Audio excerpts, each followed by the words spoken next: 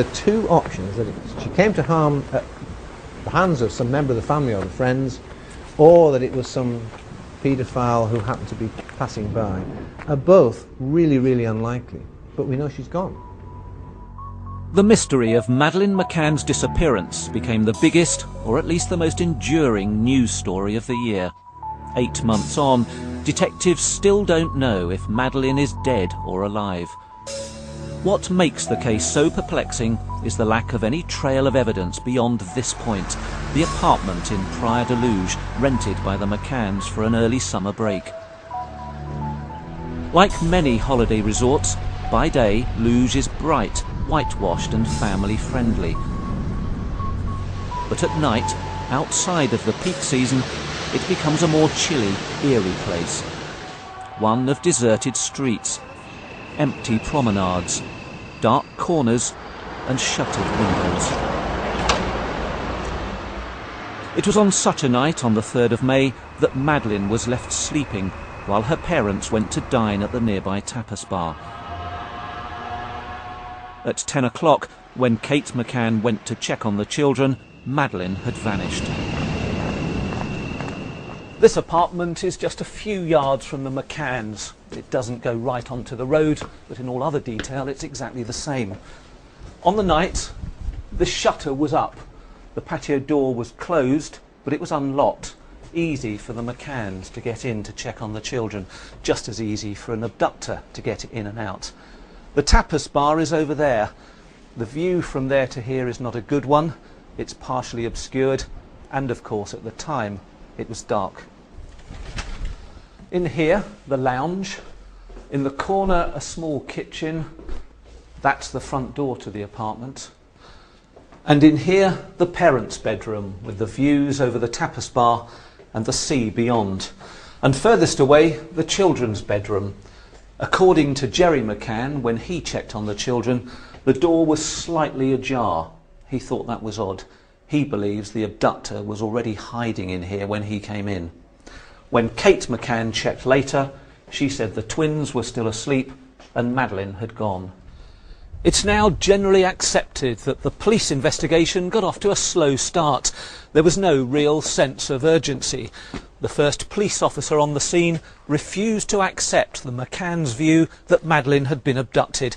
In fact, a witness here overheard him telling her parents she can't have been kidnapped, she must have simply woken up and wandered off. That night, the search fell mostly to a volunteer force of holidaymakers and expats like Claire Gelsthorpe. So he was searching the beach, these built-up areas, and here, this is very different, isn't it? I mean, there are lots of areas like this. What was the scene here at 3 o'clock in the morning that night? It was dark, nobody around, just us who were searching, and then we stopped, looked around and said, right, where should we go now? Because we'd been everywhere and we didn't know where to go. But how many of you were here? Probably about 20 of us. And how many torches would you have had? About 2 or 3. So I don't suppose you could see very far from where you're standing? There wasn't much light here at all. You get a bit scared. There must be hundreds of these bins around Luz. There is, and if there were bins we looked into. But when you were looking in a bin, did you think you'd find a child hiding or a child that had been killed? You think about anything, a child had been dumped in a bin, or a child would never hide in the bin, so we were thinking about someone checking the child into the bin. So even at that stage you were already thinking of the possibility that Madeleine had been killed? Yeah. At 4:30 a.m, the search was called off. The bins were still collected as usual and dumped at the nearby rubbish tip. The police insistence that Madeleine had wandered compromised the investigation from the start. Tony Rogers is one of Britain's most experienced detectives. He helped solve the Soham schoolgirl murders. Today he helps police forces review unsolved crimes. If the child's never been missing before, it's a very young age, very vulnerable, it's late at night, the chances of that person wandering off diminish as a few hours go by. The detectives' failure to treat Madeleine's disappearance as a crime was to rebound on them. Because they did not immediately seal off the apartment. Because they allowed evidence to be contaminated by people traipsing in and out. Because they did not properly interrogate Kate and Jerry McCann. Incredibly, after 6 weeks, the apartment was returned to the owner and re-let twice. And even today, a low gate with a flimsy chain is all that guards this still vital crime scene. I'm disappointed that the apartment wasn't kept. I honestly think in the UK, with a bit of luck, we would have done it very differently. David Barclay is one of Britain's top forensics consultants, involved in many cold case reviews. I've been involved in cases in which a murder's happened in a house and the police have actually bought the house so they could keep the house until after the trial. And in at least one of those cases, we went back and re-examined the crime scene after a year because we thought something had changed about our interpretation, and we were able to find cast-off blood on the ceiling of one of the bedrooms that had never been spotted before by working out what must have happened and then looking for confirmation on the roof. Right from the start, the McCanns insisted their daughter had been abducted, and they've clung to that belief ever since. But how could an abductor get into the apartment? There are two methods of getting into that apartment. One is through the window at the back overlooking the car park, and I think it's impossible for somebody to get in and out through that window without leaving forensic trace. Apart from anything else, the windowsills in that area are covered in green lichen. The minute you try and scrape over the windowsills, you would have left marks, and we know that the scenes of crime lady the next morning was looking for exactly that.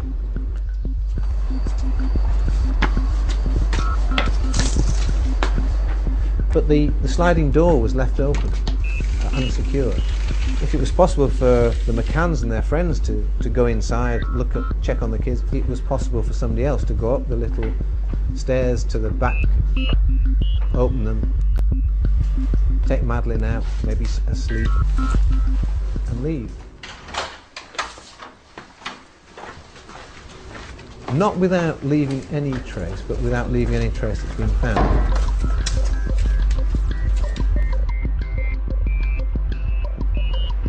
That's one of the areas that doesn't seem to have been examined. In the UK, we always look at not the crime scene, but the methods of ingress and egress from it, how you get into and out of the crime scene. What makes the case so mysterious is that, as far as we know, the police have no firm evidence of abduction. We've been told that a part of the investigation centres on a bag that went missing from the apartment, a blue hold-all-type tennis bag belonging to Jerry McCann. He'd been playing tennis at the complex in the hours before Madeleine disappeared. If it's a bag of a size that could be taken away from the flat, a child, that will be of great interest to the investigating officer. Police do have a witness, Jane Tanner, one of 7 friends holidaying with the McCanns. She said she saw a man carrying a child near the apartment 45 minutes or so before Madeleine was reported missing. But her description was remarkably vague.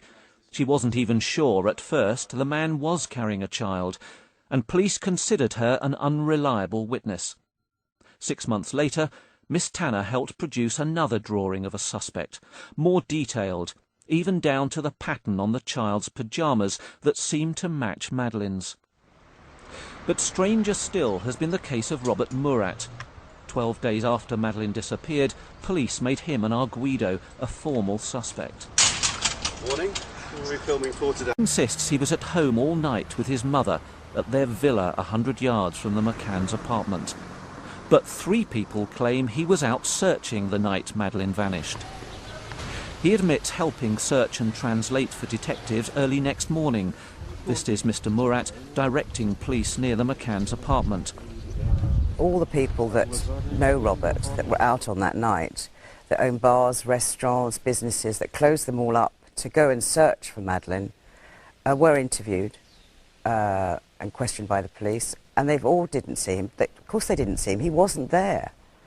But 3 complete strangers who have never met him before say that they saw him in the dark with his dodgy eye, which actually is a detached retina. It is not a glass eye, by the way. I can't understand that. That question has to be answered. And those 3 people are? The friends of the McCanns. In a remarkable tactic, the detectives later invited the 3 friends back to the Portimao police station, where they identified Murat. It's thought the police have no forensic evidence linking Murat to Madeleine's disappearance.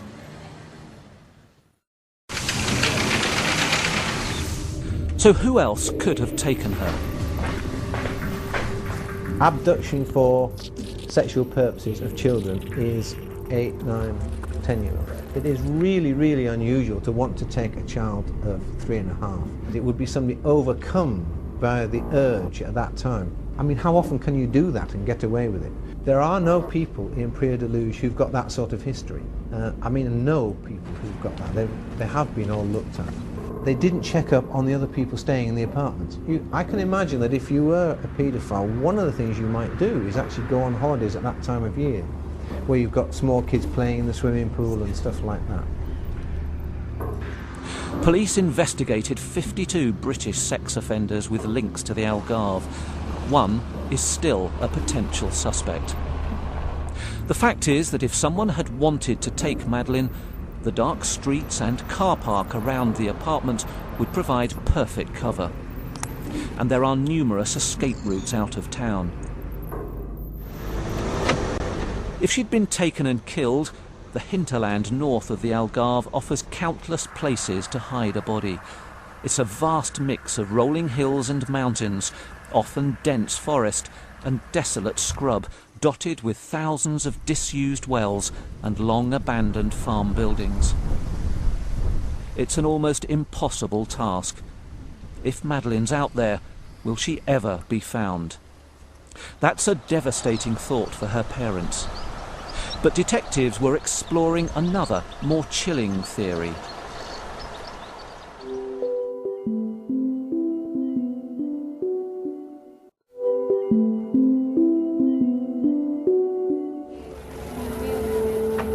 In September, the investigation took a dramatic turn. Kate and Jerry McCann were called in for more questioning and then made arguidos. Detectives accused Mrs. McCann of being involved in Madeleine's accidental death. Suddenly, people in Portugal and in the UK began to question their sympathy for the couple. And then we started to think the unthinkable. And you know, nobody wants to think that. Nobody wants to think that this charming couple, they're professional, they're both doctors, they're, again, as we said, both articulate and well presented. Is it possible they were involved? And that's not comfortable. Even now people sort of say, I don't want to think that. But why did they leave those children alone? What happened that night? What was going on? It's a fact that continues to influence public opinion, which is often hostile to the McCanns. How could they leave their 3 young children alone while they wined and dined nearby? I'm in the tapas bar. I'm sitting at the table where the McCanns and their friends were eating on the night that Madeleine disappeared. This place is shut now for the winter. The apartment is some distance away. It's beyond the swimming pool. There's a wall and a hedge, and behind that is a path. It would be very difficult from here to see anybody going in and out of the apartment. Going to check on the kids wasn't easy. I think if you know the location here, which you've seen, what we did, I think, and we've been reassured by the fact in the thousands of messages from people who've either done exactly the same or said they would have done the same. For us, it really wasn't very much different to having dinner in your garden and the proximity of the location. I think it's fair to say that, you know, the guilt that we feel having not been there at that moment will never leave us. Many consider Mr. McCann's analogy unconvincing, and a neighbour said that on a previous night she heard Madeleine wake up and cry for her parents for 2 hours. Well, 80 paces as far as the gate. The distance between the tapas bar and the apartment, not quite as Jerry McCann described it. We've established that the apartment is owned by a woman called Ruth McCann, a teacher from Liverpool. She and Kate and Jerry say they are not related, and the name is purely a coincidence. But it's enough to add one more conspiracy theory to the thousands that continue to circulate. Portuguese police sources say the potentially crucial evidence against the McCanns is forensic. Madeleine's blood found in the apartment. If you find a small amount of blood from Madeleine in that apartment, it really means very little, because she's supposed to be in there, and 4-year-olds fall over and cut themselves all the time. One of the things you'd be looking for would be signs that something had been cleaned up that hadn't been told you by the parents, whether it was the McCanns or any other crime like this. You're looking for things that don't fit, anomalies in the story they tell you and the results you get. More crucial, perhaps, is what's said to have been found in the McCanns' hire car, rented 25 days after Madeleine's disappearance. Police sources described blood traces, hair and bodily fluid, and one complete match to Madeleine's DNA, evidence, police say, of the girl's body in the car. I guess that's a theory that's necessary because of the alleged findings of blood, body fluids and hair from Madeleine in the hire car. And it's those findings that I, like all forensic scientists, when they came out, I was going, what? That just does not make sense. And it still doesn't, because the only explanation can be that the body's been kept somewhere for that length of time. It seems a strange thing to do and very unlikely that you'd manage to, with all the publicity on the McCanns, that they would actually manage to do that. And it's really unpleasant to have to move a body, anybody, after that length of time. It is an explanation that is the only one that adequately explains those findings if they're correct. Astonishingly, having established the hire car as a potential crime scene, the police gave it back to the McCanns. The couple even drove it to the police station when they were declared suspects. The McCanns say their own experts' tests on the vehicle found no trace of Madeleine. Any DNA in the boot may have come from the twins' soiled nappies and Madeleine's sandals when they moved apartments. We've since established that the car was returned to the hire company and then handed back to its suppliers, Renault. The vehicle could still hold vital clues, yet it ended up in a second-hand car lot near Lisbon. Less tangible evidence is the so-called scent of death around Kate McCann's clothes, said to have been detected by sniffer dogs from the UK. Mick Swindles is one of Britain's leading dog handlers. The best way to describe it is if you have a fragrant soap, you can smell it, but there's nothing physical coming between the soap and your nose. It's just scent. But when it's something non-tangible, it's very difficult for humans to comprehend it. One thing we do have, though, is that the dog does not have the ability to lie. They cannot lie. They don't know about lying. So if a dog does indicate, then it generally believes that yes, there is something there. Sometimes the McCanns' own behaviour has fuelled suspicion. I understand the police did ask for Cuddle Cat, but it had been washed. We all find that very strange. Why would you wash Cuddle Cat? It's the last thing that was your daughter's favourite possession. It's still got the scent of your daughter on it. It must have. The idea that it got grubby and you put it in a washing machine fairly late on in the investigation strikes me as being bizarre. It's always been a difficult story for reporters to follow. Police use the Portuguese secrecy law to avoid any official comment, but leak the most scurrilous stories to the local newspapers. I mean, the vagrancies of the story haven't affected the facts that there is a little girl missing and her parents are waiting for her to come home. Nothing's changed in that regard, and the ups and downs, and here obviously the media has played a real role in this. I mean, the sensationalism and sensationalizing of the whole thing has certainly affected many people's opinions, but it hasn't really affected ours. I mean, to some degree we've tried not to listen. The new detective in charge of the case, Paolo Rebello, has been reviewing the investigation for several months, but forensic evidence may not be enough on its own. It's absolutely true that DNA could never convict someone in court, and the courts have legally found that you cannot do that. You need some other piece of evidence to bolster it up, to corroborate it.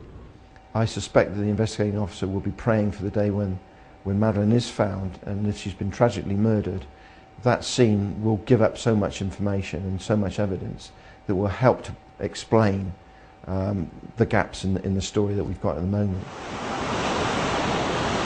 At the end of 2007, Mr. and Mrs. McCann refuse to believe that Madeleine is dead. But a happy conclusion to the mystery seems increasingly unlikely. Without that, they may face 2008 with a cloud of suspicion still swirling around their heads, while the world wonders how a little girl can just disappear off the face of the earth.